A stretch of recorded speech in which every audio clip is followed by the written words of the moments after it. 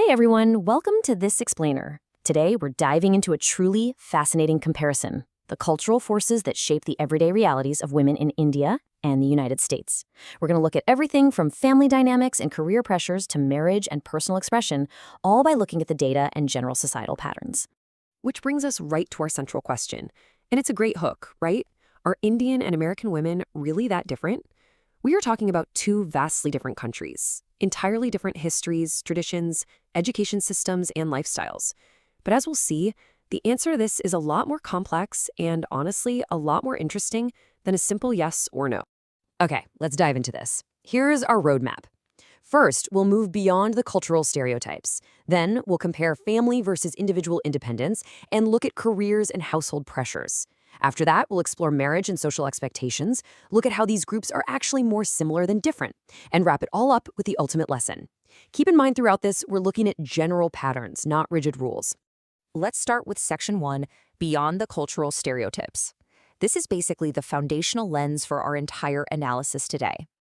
Before we compare anything, we absolutely have to separate cultural tendencies from stereotypes. In this explainer, we're neutrally exploring cultural baselines, the general societal patterns and expectations that surround women in both countries. We're definitely not using stereotypes here, and we are certainly not judging one group or culture as better than the other. Why? Because individual choices vary massively. And here is the crucial caveat for our entire time together. There is literally no single definition of an Indian woman or an American woman. Every single person is different. People are not mere categories. So while we discuss these broader cultural environments, just remember that the individual always stands apart from the generalization. With that in mind, let's move to Section 2, Family versus Individual Independence, where we'll contrast how these two cultures traditionally approach family dynamics. Now, what's really interesting about this is how these cultural baselines contrast. In India, there's a heavy family focus. Family relationships are incredibly important, with strong connections not just to parents, but to siblings, relatives, the whole extended family. Major life decisions, those are often shared or heavily discussed with parents. On the flip side, the USA leans toward early independence. From a very young age, American women are encouraged to be autonomous. It's totally standard to move away from home for college or work. And adults are basically expected to make their major life decisions independently. But hey, let's execute a quick nuance pivot here. American women absolutely have strong family ties, just as Indian women can be incredibly independent. The cultural difference we're looking at isn't black and white. It's really just a difference in how independence and family responsibilities are balanced within the society. We also see this balance play out beautifully in communication. Culture heavily influences how we talk to one another, right? In some Indian families, cultural traditions dictate a more respectful, sometimes quite formal communication style with elders. In the US, communication between parents and their adult children tends to be highly direct and informal. But again, personality matters tremendously here. You'll easily find Indian women who are wonderfully outspoken and deeply independent, just as you'll find American women who are highly traditional and reserved. Okay, let's transition to Section 3, Careers, Households, and Pressures. Let's see what happens when these women step into the workforce and manage their homes. Just look at the immense overlap in these professional fields. It's awesome. Education is highly valued in both countries, and women are thriving across a massive variety of identical sectors, whether it's technology, medicine, business, or law in India, or technology, healthcare, politics, and engineering in the US. Women are literally driving both economies forward. So the crucial point here is that while professional success is a shared goal, the social pressures surrounding these women differ wildly. On the Indian side, professional women often face simultaneous, intense expectations regarding marriage timing, running a household, or caring for elder family members. On the American side, the emphasis is heavily placed on career independence, financial success, and outward appearance.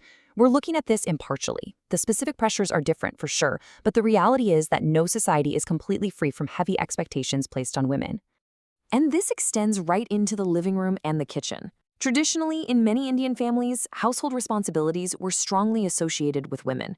In the USA, sharing household duties between partners is culturally expected. But when we look at the modern reality today, the trends are shifting everywhere. Modern Indian couples are increasingly sharing the cooking, cleaning, and childcare, while in the USA, the data actually shows women still carry a disproportionately large share of domestic work despite the ideal of equality. The bottom line, the modern trend in both nations is definitively moving toward partnership. And this brilliantly illustrates the big picture. balancing a demanding career, managing family and childcare, maintaining friendships, pursuing personal interests, achieving financial goals. I mean, this could perfectly describe an Indian woman working in a high-rise in Mumbai or an American professional navigating life in Chicago. The core challenge of work-life balance is totally universal. Moving right along, let's step into Section 4, Marriage and Social Expectations. This is where we unpack some of the most culturally distinct areas of personal life. When it comes to romantic relationships, the approach is historically branched quite a bit, which is a fascinating reflection of each culture. In India, arranged marriages remain a vibrant part of the culture, featuring significant family involvement in choosing or approving a partner. Though it's absolutely vital to note that love marriages are incredibly common and widely embraced today. In the USA, dating over a period of time to independently choose a long-term partner is the standard cultural script. But let's stay objective and nuanced here. India has millions of modern urban couples who date independently, and the US has many families beautifully grounded in highly traditional community-focused values. We also see this beautiful variety in personal expression through clothing.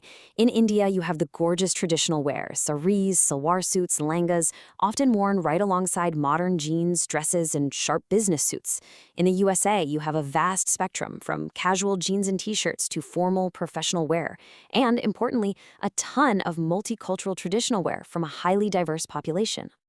Actually, scratch that. Let's slow down for a second. Clothing does not tell us everything about a person's character, values, or personality. It's so easy to look at a woman in a traditional sari or a woman in torn jeans and make a snap judgment about their worldview. We have to break that binary. Outward appearance is simply not a definitive measure of a woman's character, her independence, or her capability. Never has been. Now, let's transition to Section 5, More Similar Than Different. We're pivoting away from cultural contrast now and looking toward our shared human singularity. Let's move to this and see how this all builds, because it leads to an undeniable conclusion. Whether Indian or American, women want the exact same core things. They want respect, they want opportunities and world-class education, they want rock-solid financial security, they want healthy, supportive relationships, they want the freedom to make their own life decisions, and above all, they want to be valued for their abilities and character. The deeper you look beneath the cultural surface, the more you see this exact identical foundation. And the modern world is only accelerating this. Technology and globalization are making simple, tidy cultural comparisons vastly more complex.